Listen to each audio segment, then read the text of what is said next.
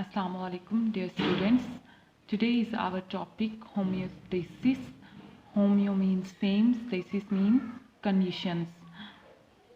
जैसे कि हमें पता है कि एक्सटर्नल इन्वायरमेंट के अंदर जहाँ पे हम रह रहे हैं, जो हमारा इन्वायरमेंट है वो कॉन्टीन्यूसली फ्लक्चुएट कर रहा है, मतलब कि चेंज हो रहा है। जैसे मौसम जो है वो तब्दील होते रहते हैं। मौसम कभी शदीद गर्मी होती है, कभी शदीद सर्दी होती है।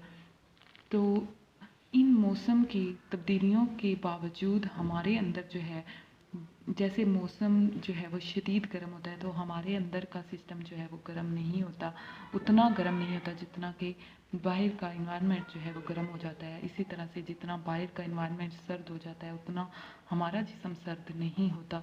तो ये जो अंदर के चेंजेस एक नॉर्मल रेंज में रह रहे हैं, इसको कहते हैं होम्योस्टेसिस। होम्योस्टेसिस को डिफाइन किया जाता है the protection of internal environment from the harms of fluctuations in external environment is termed as homeostasis। ठीक है कि एक्सटर्नल इन्वायरमेंट के अंदर जितने भी चेंजेस आ रहे हैं उनके बावजूद इंटरनल इन्वायरमेंट के अंदर एक नैरो रेंज में चेंजेस का रहना।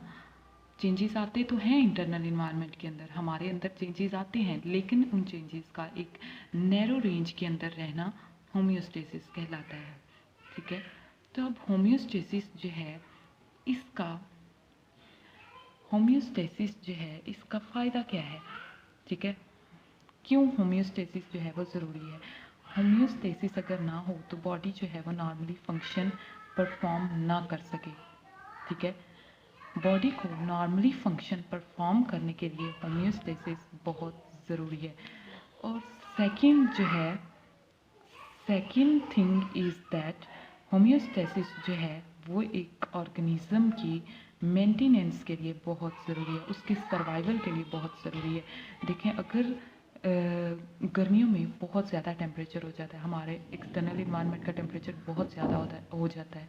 अगर इतना ही टेम्परेचर हमारी बॉडी का हो जाए तो हम तो वैसे ही मर जाएं।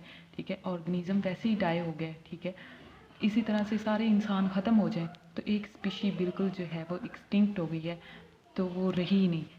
ठीक है, इस तरह से होम्योस्टेसिस जो है वो एवोल्यूशन में रोल प्ले करती है, ये ऑर्गेनिजम्स की मेंटेनेंस में अहम रोल प्ले करती है। अब कौन कौन से एक्सटर्नल फैक्टर्स हैं जो ससेप्टिबल हैं,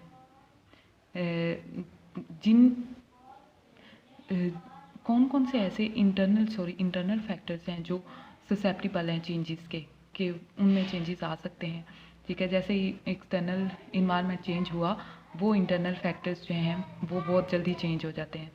ठीक है, मतलब कि बाहर अगर गर्मी ज़्यादा हो रही है तो अंदर का कौन सा ऐसा फैक्टर है जो बहुत जल्दी जो है वो चेंज हो जाएगा, वो है वाटर सोल्यूट्स और टेम्परेचर।